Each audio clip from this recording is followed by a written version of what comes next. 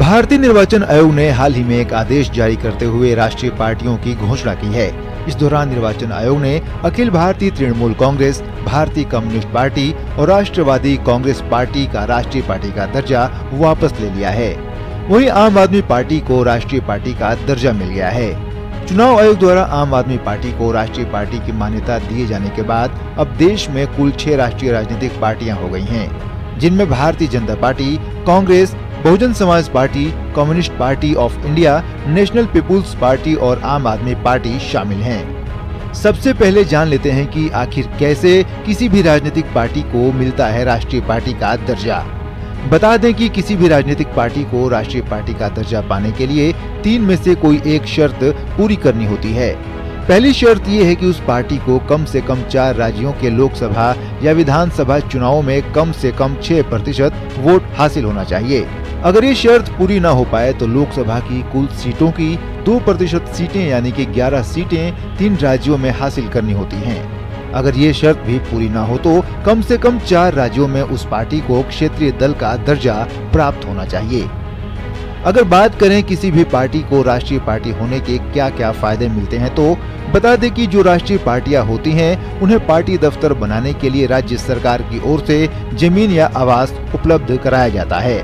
इसके अलावा चुनाव के समय 40 स्टार प्रचारक पार्टी के लिए प्रचार कर सकते हैं, जबकि क्षेत्रीय दलों के लिए केवल 20 प्रचारकों को अनुमति रहती है। साथ ही साथ राष्ट्रीय दलों का चुनाव चिन्ह संरक्षित रहता है।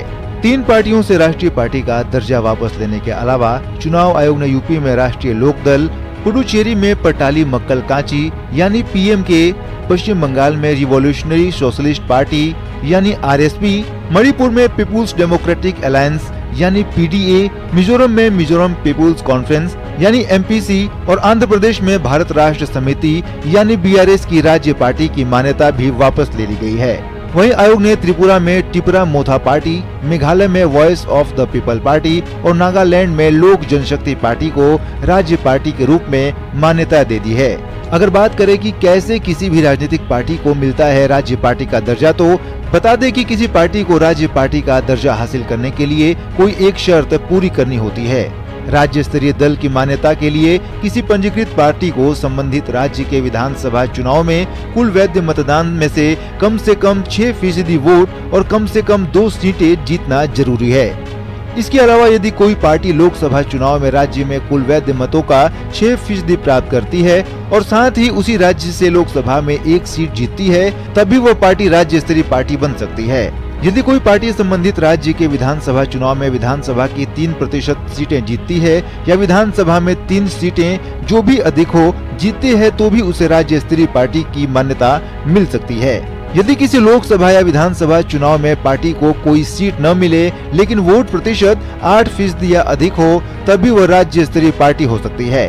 गौरतलब है कि भारत जैसे देश में कोई भी चुनाव लड़ सकता है और अपनी पॉलिटिकल पार्टी बना सकता है। देश में राजनीतिक पार्टियों को 3 श्रेणियों में बांटा जाता है, जिसमें राष्ट्रीय पार्टी, क्षेत्रीय पार्टी और गैर मान्यता प्राप्त पार्टियां शामिल हैं। Bureau report, DD news.